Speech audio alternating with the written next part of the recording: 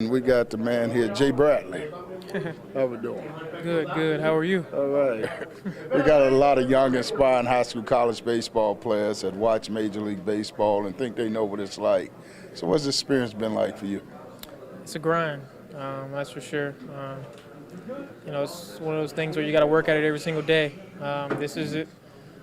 Just something that you could play a few times a week. This is an everyday thing. This is how we make a living, and for 180 something days out of the year, I mean actually more than that if you count spring training, this is what we do to help provide for our families. You know, a lot of guys think that you guys get drafted and wind up in the big leagues the next day. They don't understand the dues you got to pay. No, it's definitely not like football or basketball where you get to go straight to the top most of the time. It's one of those things. It's a process with baseball. You gotta put your time in the minor leagues, progress, practice your craft to get better in order to be able to do that consistently here in the big leagues. So what was minor league life for you like? Just a lot of bus trips. You don't really First class buses, right? Oh, of course, the best of the best. You got the food's different. No big league food. No big league food. Peanut butter jelly. Exactly. You're going out sometimes by yourself as well, because you don't even want to eat the food sometimes. Wasn't that bad? No, it's not that bad. But sometimes you have your own preference for what you want to eat, and there's nothing wrong with that. But it's just a grind every single day.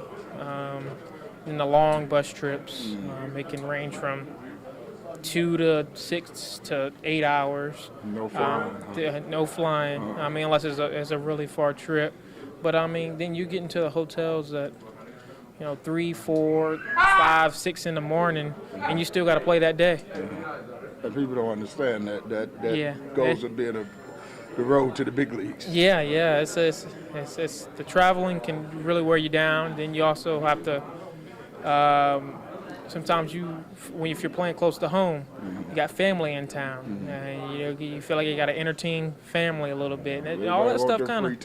Everybody, I mean, sometimes it just wears you down, and you got to get some time to yourself to give your body time to recuperate. So what about when you get to the big leagues and you got 30, 40,000 people in the stands, cheering, screaming, hollering your name? You getting big league by your teammate too, by the way. Yeah, he big leaguey. No, he's fine. Oh, okay. I mean, it's all part of it, though. There's going to be fans screaming in the minor leagues as well. It's just not that many. Up in the big leagues, you got to be in your own zone. That's the way I like to look at it. It's just a bunch of background noise. So what about you walking down the street and somebody just recognize you and start screaming and hollering, wanting your autograph a bit? Yeah. You ever get used to that? Yeah. I mean, you get used to it just because, it happens quite a bit. But, if they want an autograph, then, sometimes you give them an autograph. Especially I like to really, do it for the kids. How does it feel when you think about the fact you paid your dues, you're actually in the major leagues, and do you pinch yourself sometimes like, is this really real? It's a blessing, that's for sure. You work so hard to get to this level. I mean, this is something that a lot of people inspire or want to do.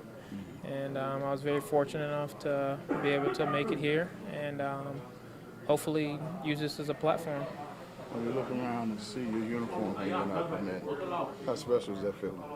So it's a very special feeling. Like I said, you worked hard to get to where you are today and to play at the big league level.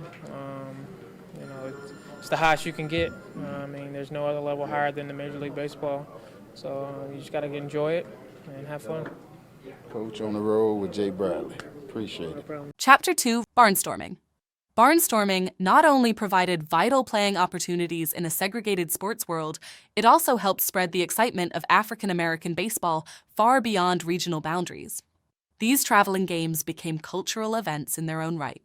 Players piled into buses or cars, hauling their uniforms and equipment from one ballpark to the next, often playing multiple games a week under grueling conditions. Game changer, Rube Foster and the birth of black baseball, the man, the myth, the forgotten legend. For a 21st century audience, that's www.feoa.info. Not just another book, but the book of books for a 21st century generation.